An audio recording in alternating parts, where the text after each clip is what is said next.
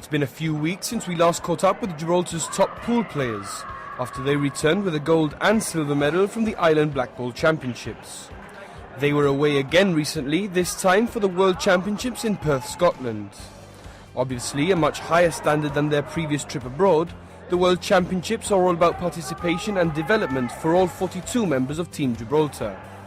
We were represented in various team events, including senior and under-18 men and women, as well as the special athletes. Once back on the Rock, I spoke to GPA President Sean Rumbado about Gibraltar's participation at the World Championships. Well, Sean, you and Gibraltar's pool players have recently returned from Perth in Scotland for the World Championships this time. A bit of a mishap at the start of the trip, but it was worthwhile in the end. Yes, it was, Richard. Unfortunately, like you said, we did have a mishap. Our baggage and queues got lost by the airline. They took about a couple of days to arrive, so we got there, we had to start the tournament, and we didn't have our queues, we didn't have our uniforms, our luggage, so obviously, the players were quite stressed out, and unfortunately, that reflected on their performance. But all in all, coming to the development, when we come to the development side of it, it was fantastic. The experience was really good, especially for the under-18s and the under-23s, which we had quite a new squad. It was great. And obviously, you mentioned the fact that the bit of a mishap at the start of the tournament just really brought the team's morale down. A very big team taken over, 42 individuals, I think it was. Lots of teams, seven teams, all the bases covered for you guys. Yes, it was. We had 7 teams, like you said, 42 players approximately, ranging from under-18s to our Masters section, with the ladies and the men's in between as well. And the morale was down, and like I said, but unfortunately, you can't do much about that. And it must be tough managing such a large team. Obviously, 42 individuals is a lot of. It's a big number. It's a lot of players. How did you really sort of help them to get on after this sort of a mishap, to just get them back heads in the game and get on with the tournament? Well, it is tough, and also I play myself, so trying to concentrate on my game and trying to keep the team's morale was a big effort. But we're a big family. All in all, we are. At the end of the day, we're just a family, and we do keep each other's morales up. We just get together, have chats, maybe have a bit of a bonding session at the bar, have a couple of drinks, and just chill out and relax and try and get our heads into the game. We're always there cheering each other on. Maybe if the ladies are playing and the seniors aren't playing, the seniors will be there watching them and cheering them on and just lifting them around, and vice versa. That's how we go about it. And obviously having such a big team must make things difficult financially as well for you guys. It must be quite expensive to get 42 or close to 50 individuals over to Scotland. How do you cope with the financial expenses that travelling incurs in the sport? Well, the financial expenses, yes, it's quite a costly endeavour. We get a government grant, like most sports do. But we have to look for sponsorships, we do tournaments, fundraising, maybe we do some bingos, things like this, and then ultimately, obviously, the players do have to put some sort of contribution towards it.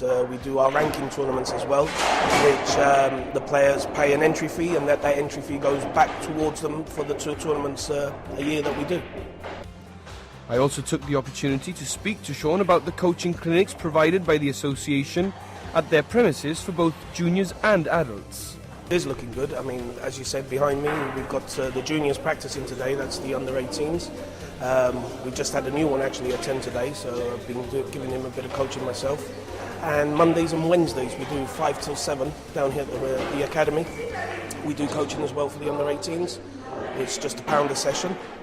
And it's looking bright. The future's looking bright. We've got some new faces coming in.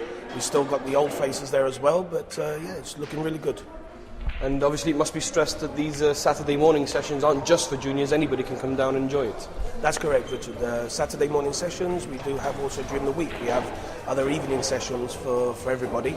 But it's available to all members of the GPA to come down and practice whenever they want.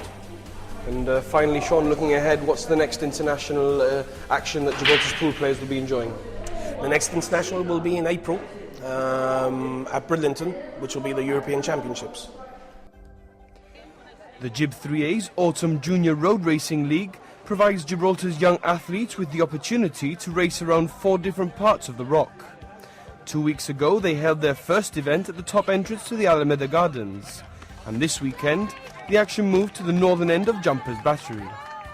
Participation numbers have decreased since last season, but that is due in part to the fact that the association has removed the under 15 and 18 categories from the junior programme. These age groups are now included in the senior programme, which we will be taking a look at next week. Having said that, the younger categories are still relatively well attended, but it would be even better to see more of those involved in the weekday track training sessions also attend the short Saturday morning races to help increase the number of participants on a Saturday morning. In the second round of races, the youngest age group, the under 8s, raced halfway up Jumpers Battery and back, and the distance increased through the age groups, with the oldest runners having to make it to the end of the battery and back.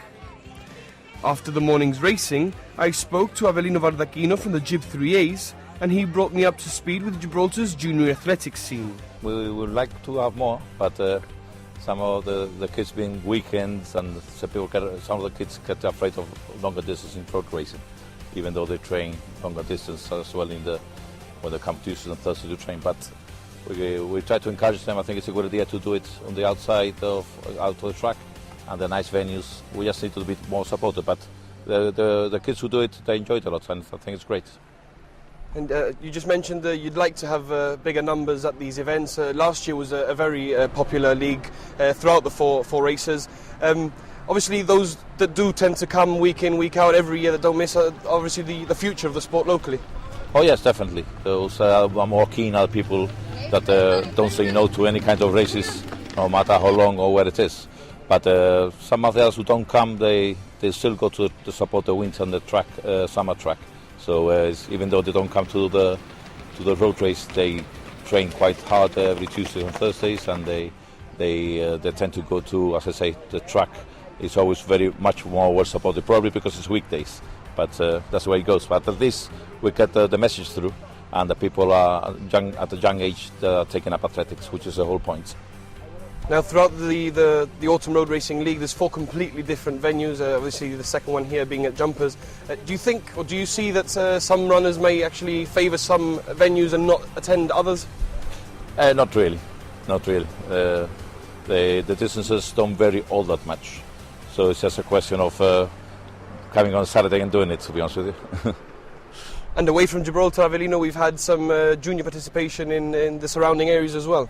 Yep, that's competition is very important, and this Carrera Populares, which we are able to participate, we take advantage. Obviously, we cannot travel too far because to make it day trips, but we've been to Jerez and Cádiz very successfully, which shows that our standards in juniors upwards they are there. So we are proud of what they're doing, and the more competition they have, the better for all of them to improve. That's about all we've got time for on this week's programme, but before we go, here's the rest of the Rock's current sporting news. Returning to football, and Gibraltar's under-19s lost all 3 of their group matches at their latest UEFA qualifying competition. They lost 8-0 to Switzerland, 4-1 to the host Ireland and 3-1 on Tuesday to Malta. Gibraltar Barbarians rugby side won their latest encounter in the second division of the Andalusian League. With an hour gone, they were comfortably 29-6 up. However, their opponents on the day, CR Portuense, staged a comeback, scoring 3 unanswered tries to make it a nervous finish for the local Barbars, who held on to win 29-21. Away from the Rock, and Gibraltar are again on the international stage. The Rock's Taekwondo Association travelled to Edinburgh, Scotland to compete at the Commonwealth Taekwondo Federation 2014 Championships. The highlight for the local squad saw the women's Pumse Synchro team finish 5th. And tennis pro Amanda Carreras fell just short of a second title in 2 weeks as she lost in the final of the $10,000 Castellón tournament in Spain in 3 sets to Olga Saez Lara. And finally, looking ahead to the coming week, and Friday sees Gibraltar's first MMA cage fight night take place at the Central Hall. The event has attracted fighters from the UK and Spain as well as our own, and is expected to be an action-packed evening in the South District. That's all for this week. Next week we'll be featuring the MMA fight night. We'll also be looking at the first matches in the GFA Premier second round, and we'll be looking at